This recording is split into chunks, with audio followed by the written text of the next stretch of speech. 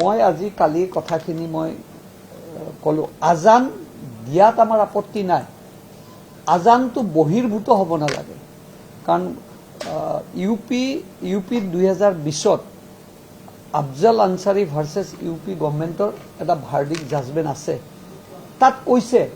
মই ইমান ডেফটত যোৱা নাই কিন্তু তাত কৈছে যে আজান দিয়ক কিন্তু আজান লাউড স্পিকাৰত হ'ব নোৱাৰে বা লাউড স্পিকাৰো ডেচিমেলটো 45ৰ পৰা 55 থাকিব লাগিব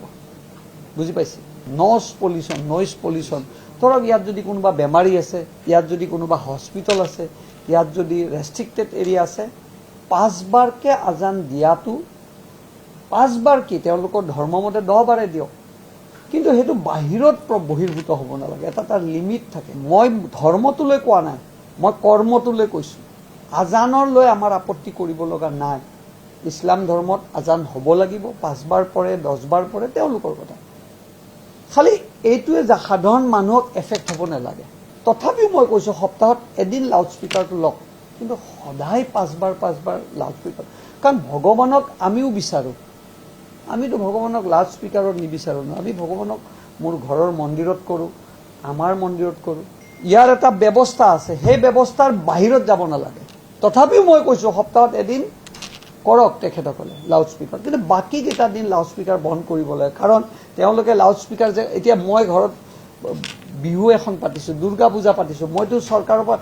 পুলিচৰ পৰা পাৰমিশন ল'ব লাগিব তেওঁলোকৰ এই আজান লাউড স্পিকাৰত যিটো নৰ্মেল লাউড স্পিকাৰ আছে সেই লাউড স্পিকাৰত যদি তেওঁলোকে কৰে আমাৰ ক'বলগীয়া নাই কিন্তু ইমান উচ্চ যাৰ ক্ষমতা 150ৰ ওপৰত আছে বেছিমেল সেই কাৰণে এই কথাটো আমি এতিয়া আন্ডাৰ অবজাৰভেশ্যনত আছে মই অকমান লিগেলিও চাই আছো আৰু এইটো লৈ পেলাই মই প্ৰশ্ন কৰিছো যে আজান পঢ়াত আমাৰ বাধা নাই কিন্তু হোৱাই লাউড স্পিকাৰ ইন লাউড কাৰণ তাত যদি হাৰ্টৰ পেচেণ্ট এটা আছে তাত যদি স্কুল আছে হস্পিটেল আছে তেওঁলোকে নোৱাৰে নহয় সেইকাৰণে এই বিষয়ে অলপ কথা পাতিম আমি অলপ ময়ো অধ্যয়নত আছো কিন্তু মোৰ উদ্দেশ্য কোনো মুছলমান মানুহক আঘাত দিবৰ কাৰণে মই কৰা নাই